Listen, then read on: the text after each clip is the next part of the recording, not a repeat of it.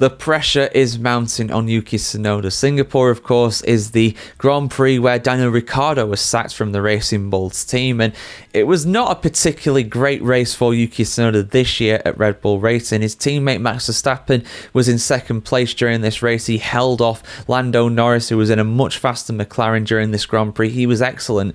However, Tsunoda out of the points again, started down in 15th place. It was not a particularly good weekend for Tsunoda, and honestly, with the way that Isaac Hadjar is going, with all the noise going around in the paddock, I said it during the summer break, I said that Tsunoda would be replaced by Isaac Hadjar next year. I fully believe that is going to happen.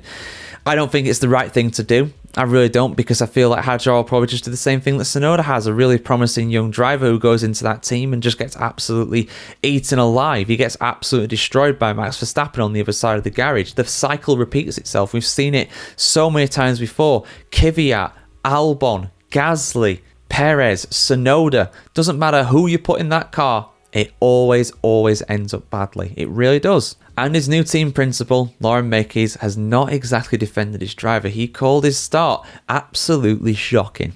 So let's have a look, guys, here on the F1Chronicle.com as always. Red Bull team principal Laurent Mekies did not mince his words when describing Yuki Tsunoda's start at the Singapore Grand Prix, calling it shocking. The Japanese driver himself went even further than that, labelling it the worst start of his life after a difficult weekend under the lights in Marina Bay. Tsunoda finished a disappointing 12th behind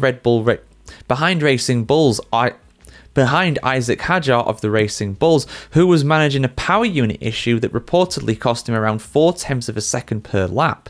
Meanwhile, Max Verstappen finished second behind race winner George Russell, underlining the performance gap within the Red Bull family. The result is a blow to Tsunoda's hopes of securing his place on the F1 grid next year. Red Bull's driver pool remains crowded, with Hadjar, Liam Lawson, Arvid Lindblad and Alex Dunn all vying for limited seats across Red Bull Racing and Racing Bulls. Just to clarify with Alex Dunn there, because you might be wondering, Alex Dunn, isn't he a McLaren driver? He was recently released from his contract at McLaren because there's no real opportunity for him to get a race seat. I mean, they've got Lando Norris and Oscar Piastri, so the heavy rumour is that he might join Red Bull, and given how well he's doing in Formula 2 right now, Red Bull will be very keen to sign him up, and that could be a potential route into Formula 1 with him, you know, getting into the Racing Bulls team. So that is why. He's not an official Red Bull driver as of the time of recording. However, I'd be surprised if he doesn't join them. He's definitely going to join somebody. It does feel like Gabriel Bortoleto, 12 months on, the exact same thing happened with him.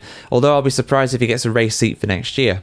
Although it is possible. It's absolutely possible that could happen. Stranger things happen in Formula 1. Mekies said the following on Tsunoda in Singapore, quote, "Yeah, you're right. It was not a good Saturday for Yuki. On Friday, I was satisfied with the work he did. It didn't look spectacular on paper, but lap by lap, it was the right level. Then Saturday was poor, and we need to work with him to understand what went wrong." End quote.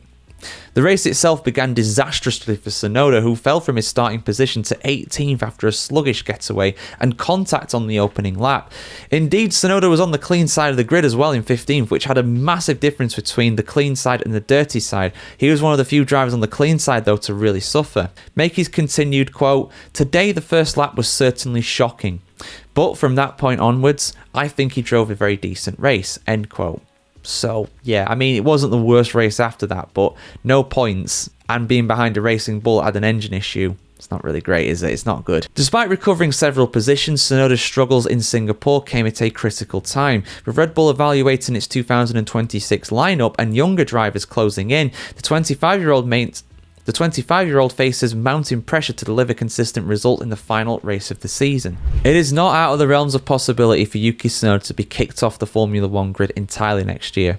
I think it's unlikely. I think at worst he's going to be demoted to Racing Bulls, but we know what they're like for promoting young drivers. We know it's definitely possible. Red Bull are that crazy when it comes to their drivers that it wouldn't surprise me if Liam Lawson and Yuki Tsunoda were both out of a drive next year. They get Alex Dunn and they get Arvid Lindblad into the Racing Bulls and they promote Isaac Hadjar to the Red Bull Racing seat. Is that the right thing to do? No, absolutely not. 100% no. I would not back that at all, but it is Red Bull. We know what they're like. We know what they do. We know how they go about their unique style of business. But yeah, I want to hear what you have to say in the comments below, guys. Tsunoda, should he keep his seat next year at Red Bull Racing? Will he keep his seat? two very different questions with potentially two different answers. I want to hear what you have to say as always. Like, share, comment, subscribe. As always, guys, have a fantastic day wherever you are in the world today, and we'll see you very soon.